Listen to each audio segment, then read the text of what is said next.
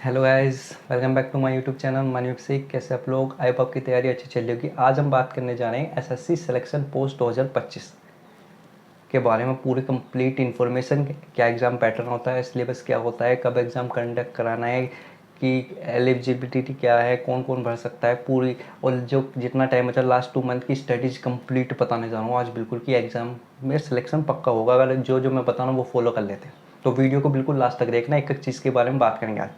तो शुरू करते हैं वीडियो को। तो एकदम बिल्कुल तैयार होकर कॉपी पेन लेके बैठें, जो जो मैं बताऊं ध्यान से सुनते हुए चलें। बिगनर रिपीटर दोनों, क्योंकि दोनों के लिए गोल्डन अपॉर्चुनिटी है बिल्कुल। ठीक है, तो पहले बात कर लेते हैं इसकी एग्जाम पैटर्न, सिलेबस के बारे में। फिर उसके बाद वीडियो को स्टार्ट करेंगे अच्छे लेवल से। ठीक है, तो जो इसका नोटिफिकेशन आना 2 जून को आना, आपने पूरा कैलेंडर देख लिया होगा। 2 जून को नोटिफिकेशन आना। जो इसका एग्ज़ाम कंडक्ट करा रहे हो जुलाई के लास्ट में करा रहे हैं, तो आप देख लो आपके पास 2 महीने हैं। कंप्लीट 2 मंथ्स मान सकते हैं आपके 2 महीने हैं हमारे पास, क्योंकि मई तो चला ही गया। अब जून जुलाई मान सकते हो, अब 2 महीने बचे हैं। 2 महीने में जी जान लगा कर अगर मेहनत करोगे तो आराम से हो जाएगा। क्योंकि जो इसमें पोस्ट होती है ना, वो लेवल 1 से लेके लेवल 7 तक की पोस्ट होती है। और आपको ये शायद जानकारी ना हो, मैं आपको बता देता हूँ। जो ये पोस्ट होती हैं, जो एग्ज़ाम हो गई, जो ऐसे CGL हो गया, CHSL हो गया, MTS हो गई, जो इनकी एग्ज़ाम की पोस्ट खाली रह जाती हैं, तो उनको कंप्लीट करने के लिए ये एग्ज़ाम कराया जाता है। जैसे किसी ने ज्वाइन नहीं करा, कुछ भी हो गया, कुछ भी प्रॉब्लम हो गई, काफ़ी बच्चे ज्वाइन नहीं कर पाते, जैसे CGL में पोस्ट ही नहीं, CHSL का निकाल दिया या एक साथ 2 एग्ज़ाम निकाल दिया, ऐसे करके जो पोस्ट खाली रह जाती है ना, उनके लिए एग्ज़ाम कंडक्ट कराया था। तो और जो इसका एग्ज़ाम पैटर्न जो है सबसे आसान, सबसे बढ़िया, जिसे मानता हूँ ना गोल्डन अपॉर्चुनिटी, इसमें आपको मेंस नहीं देना, सिंगल डे एग्ज़ाम होगा, एक ही एग्ज़ाम देना है। वो भी इसका जैसा CGL का प्री होता है ना, CHSL या CGL का प्री, वही 200 में से 100 क्वेश्चन होते हैं, 200 मार्क्स का होता है, 25-25 क्वेश्चन आते हैं। आपको सारा पैटर्न पता ही है जो CGL का होता है, वही है बिल्कुल जैसा प्री वाला है ना, जैसे CGL का प्री है, बस वही है, सिंपल डिटो। बस 200 में से मार्क्स ज़्यादा से ज़्यादा गेन करने हैं तो सिलेक्शन पक्का। कुछ पोस्ट के अंदर आपको टाइपिंग टेस्ट मांग सकते हैं, स्किल टेस्ट मांग सकते हैं, लेकिन क्वालिफाइंग क्या होता है, तीनों बेस पे निकलती है, 10th 12th और ग्रेजुएशन, तीनों पे पोस्ट निकलती है अपनी अपनी, लेवल 1 से लेवल 7 तक की पूरी। CGL वाली पोस्ट भी होती है उसमें, CHSL वाली और MTS होती है, तीनों पोस्ट होती है। ठीक है, तो ये तो हो गया पोस्ट के बारे में। और आप तीनों एग्ज़ाम भर सकते हो। अगर आप ग्रेजुएशन कर लिया, अपने ग्रेजुएशन वाले भर सकते हो, 12th वाले भर सकते हो, और 10th वाले हो। तो जैसे आपको एग्ज़ाम देने होंगे, जैसे ग्रेजुएशन का एक एग्ज़ाम होगा तो एग्ज़ाम एक दोनों पड़ेगा। 12th वाला भर रखा है आपने, एक 12th का देना पड़ेगा, और अगर 10th का भर रखा है एक 10th का देना, तो टोटल 3 एग्ज़ाम देने पड़ेंगे आपको ऐसे। ठीक है, ये तो हो गया पैटर्न। और एक ही एग्ज़ाम होना है, सबसे बड़ी गोल्डन अपॉर्चुनिटी है। रिपीटर्स की जैसे सिलेक्शन नहीं हो पा रहा, तो एक ही एग्ज़ाम देके आप सिलेक्शन ले सकते हो, क्योंकि रिपीटर्स का मेंस में प्रॉब्लम हो जाती है। सबसे बड़ी गोल्डन अपॉर्चुनिटी रिपीटर्स के लिए है, क्योंकि प्री तो वो अच्छा खासा स्कोर कर लेते हैं, 160 प्लस 170 प्लस। तो आप यहाँ पे स्कोर करो ना, एक ही एग्ज़ाम के अंदर सिलेक्शन हो जाएगा आपका, सबसे बढ़िया। और बिगनर जो पहली बार में निकालना चाह रहे हैं, एक एग्ज़ाम दो, अच्छे से पढ़ाई करते हुए आइए, एक एग्ज़ाम दो, सिलेक्शन लो। और CGL आ ही रहा है इससे नेक्स्ट मंथ का, उसके कुछ दिन बाद ही है नेक्स्ट मंथ कह रहा, उससे कुछ दिन बाद ही CGL का एग्ज़ाम है। तो आपके लिए तो फ़ायदा ही है, जितनी प्रिपरेशन आप CGL के साथ लग रहे हो, इसमें भी दे दो एक, कंपटीशन इसमें साथ बढ़ जाएगा क्योंकि मैं बता रहा हूँ, नहीं मैं क्या बता रहा हूँ, सभी बता रहे हैं, सबको पता है, लेकिन जिसको नहीं पता उसे बताना ज़रूरी है ना।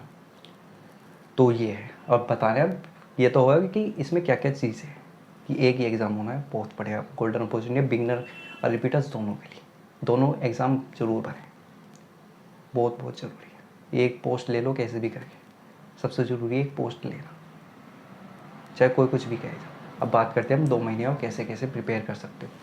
अगर आप CGL के प्रिपेयर कर रहे हो तो बिल्कुल वही करते रहो जो आपके पैटर्न चल रहा है ना, क्योंकि बिल्कुल सेम पैटर्न है, कोई सिलेबस जो है बिल्कुल CGL वाला है। आप CGL की प्रिपरेशन करते रहो, सारे एग्ज़ाम निकाल दो, कोई कुछ दिक्कत नहीं होने की। CGL की प्रिपरेशन में रहो। अगर आप 12th किए हो अभी और तो ये वाला एग्ज़ाम भरना चाह रहे हो, कोई बात नहीं, आप 2 महीने में ध्यान से बस क्या करना है, मार्क्स पे फोकस करना है आपको। बस कैसे करना है, 160 प्लस या 170 प्लस मार्क्स स्कोर करने हैं, क्योंकि कट ऑफ काफ़ी आप हाई जाएगी, क्योंकि एक ही एग्ज़ाम है। तो आपको क्या टारगेट करना है, 170 प्लस टारगेट करना है। पहले दिमाग में क्या है 170 प्लस टारगेट करना है। अब वो टारगेट कैसे करना है आपके अपने अकॉर्डिंग बना सकते हो। जैसे रीजनिंग को मुझे 50 आउट ऑफ 50 स्कोर करना है, मैथ में 50 आउट ऑफ 50 स्कोर करना है, रीजनिंग में भी 45 प्लस रीजनिंग कर, इंग्लिश में 45 प्लस स्कोर करना है, जीएस के अंदर मैक्सिमम 35 तो करने ही करने, जब भी सिलेक्शन होगा। ये फिक्स कर लो अभी ना पढ़ना कैसे कैसे दिए। तो रीजनिंग के लिए क्या है, आपको डेली 2 मॉक लगाने। पहले मैं छोटे से बात कर रहा हूँ क्योंकि वो बहुत आसानी से हो जाती है, कि सबसे आसान पूछी जाती है रीजनिंग। डेली 2 मॉक लगाते चलो, उन्हें इसे उसे ही एनालाइज करते रहो, उसकी वीकनेस पे वर्क करो, 50 आफ्टर 50 आने शुरू हो जाएंगे।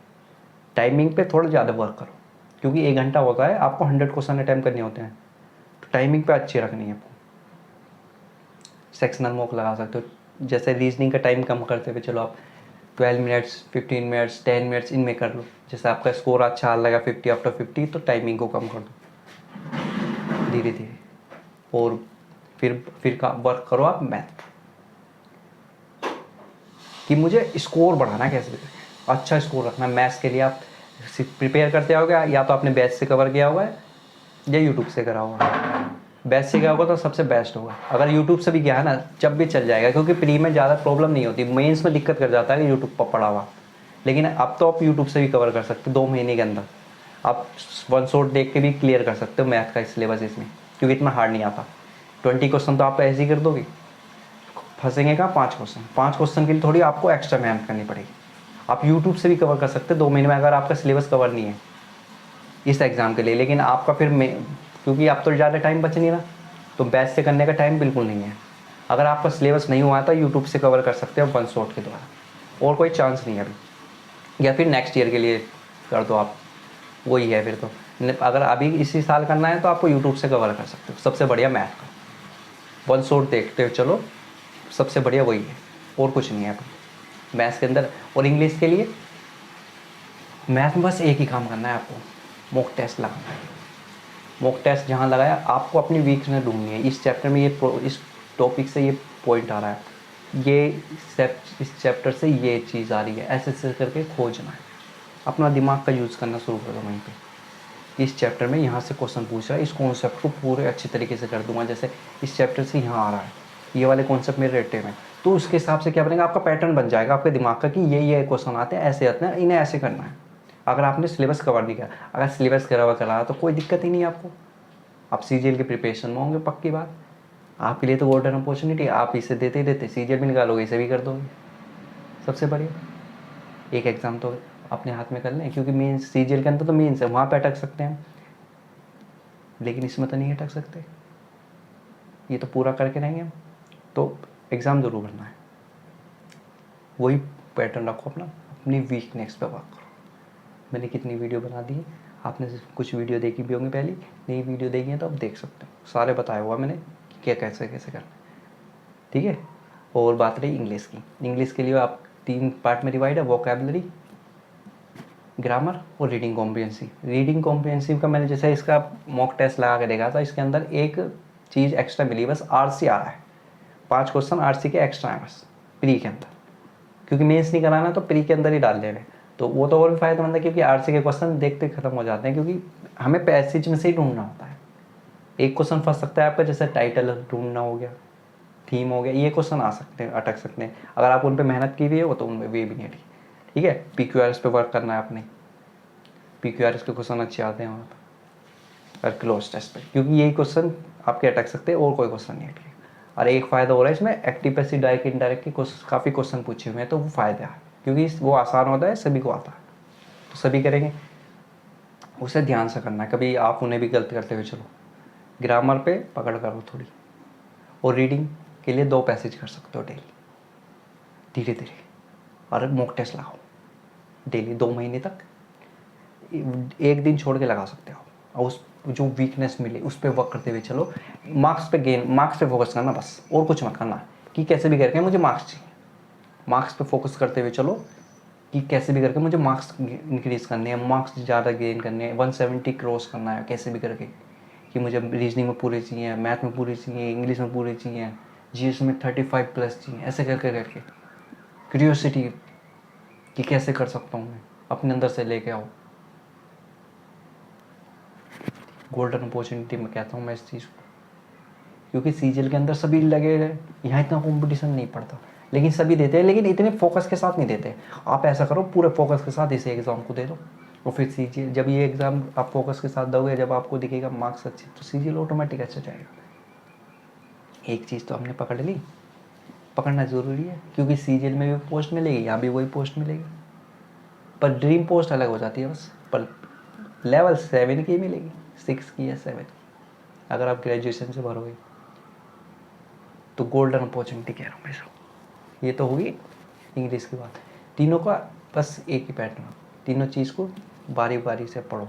जैसे वोकैबलरी डेली को फिक्स कि डेली पढ़नी है, वो तो अब सबको पढ़नी है, कोई उसमें चांस नहीं है, डेली पढ़ना है, क्योंकि नहीं पढ़ोगे भूल जाओगे। सच बता रहा हूँ, भूल जाओगे नहीं पढ़ोगे, डेली पढ़ना है। नंबर 2, ग्रामर डेली पढ़ो। 120 रूल की मैम की, निमिषा बंसली मैम की बुक है, वो पीडीएफ निकलवा सकते हो, आप कुछ भी कर सकते हो, उन्हें डेली रटो, वहीं से मिल जाएगा क्वेश्चन, ज़्यादा हार्ड नहीं आने का। फिर जो सबसे अच्छी बात यह है कि उसका हार्ड नहीं आने का। और जीएस के अंदर क्या है, मैंने देखा उसके अंदर जो पैटर्न मिला मुझे, पॉलिटी ज़्यादा पूछ रहे हैं। पॉलिटी हो गया, हिस्ट्री हो गया, ज्योग्राफी हो गया, साइंस, ज़्यादा हार्ड क्वेश्चन नहीं थे, हार्ड सिंपल ही क्वेश्चन पूछ रहे, तो उन पे ज़्यादा फोकस रखो। कि आपको खुद एनालाइज करना है कि कहाँ क्वेश्चन पूछ रहा है एग्जाम, उसके हिसाब से अरेंज कर लो खुद को। सीजीएल का प्रिपरेशन में कर रहे हो तो आप ऐसे ही करते हुए निकालते हुए चले जाओगे, मुझे पता है, ठीक है। तो अपनी जो अगर रिपीटर से एग्ज़ाम नहीं निकल पा रहा, काफ़ी टाइम हो गया, उनके लिए बहुत बढ़िया एक ही एग्ज़ाम है कि प्री में अच्छा स्कोर कर लेते हैं हम, 170 180 मेन से बाहर हो जाते हैं। तो इस बार पूरा मौका है कि फेस भरना जरूर। ये मत सोचना कि मुझे एक ईयर नहीं, एक पोस्ट ले लो बस। हम गलती यही करते हैं कि हम एक के पीछे भागे रहते हैं। जब एक ही पैटर्न है, एक ही सिलेबस है, तो वहाँ पे एक नहीं सोचना चाहिए, वहाँ सबको एग्ज़ाम देनी चाहिए, ठीक है।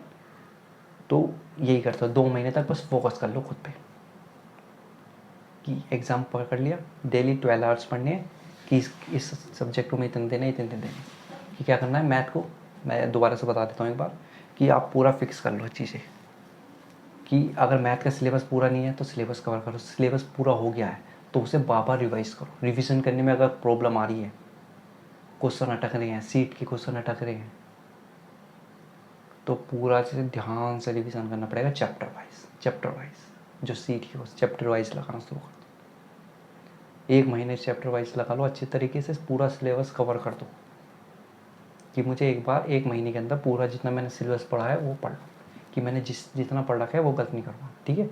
अगर आपने सिलेबस से कवर किया है, रिवीजन करना बहुत ज़रूरी है, रिवीजन के बिना आप सिलेक्शन नहीं ले पाओगे। और रीजनिंग के लिए डोली 2 मॉक लगा सकते हो, और कुछ करने की जरूरत नहीं, रीजनिंग का तो यही खेल है। और मैं इंग्लिश के लिए वही वोकैबुलरी पढ़ो डेली, ग्रामर डेली, और रीडिंग करते रहो। तो अब 50 क्वेश्चन रखो प्रैक्टिस की डेली, जिसमें 10 PQRS, 10 एरर, 10 इंप्रूवमेंट के, 10 सब्स्टिट्यूशन, ऐसा कर करके अपने हिसाब से अरेंज कर लो, ठीक है। ये हो गया इंग्लिश। और बात रही जीएस, जीएस के लिए डेली आप उसकी वेटेज के अकॉर्डिंग पढ़ना, कि डेली कि पॉलिटी से ज़्यादा क्वेश्चन है तो पहले पॉलिटी अच्छी कर लो, फिर साइंस से अच्छे ज़्यादा क्वेश्चन है तो उसकी अच्छी कर लो, हिस्ट्री से फिर ऐसे कैसे कैसे क्वेश्चन पूछ रहे हैं, कहाँ से क्या कवर कर रहा है वो, स्ट्रेटेजी के कैसी आ रही है। करंट अफेयर पढ़ो ही मत, पता नहीं लगता कहाँ से पूछते हैं। ये जो आप मार्क्स बना सकते हो उसमें, वो अच्छी तरीके से कर लो, ठीक है। और आपने किया हुआ है तो सबसे बढ़िया, बेस्ट बिल्कुल। और इतना ही वीडियो में, और कुछ भी प्रॉब्लम आए, कुछ चीज़ पूछनी हो, आप टेलीग्राम मैसेज करते हो या कमेंट में बता सकते हो। और वीडियो पसंद आए तो लाइक कर लेना, चैनल को सब्सक्राइब कर लेना।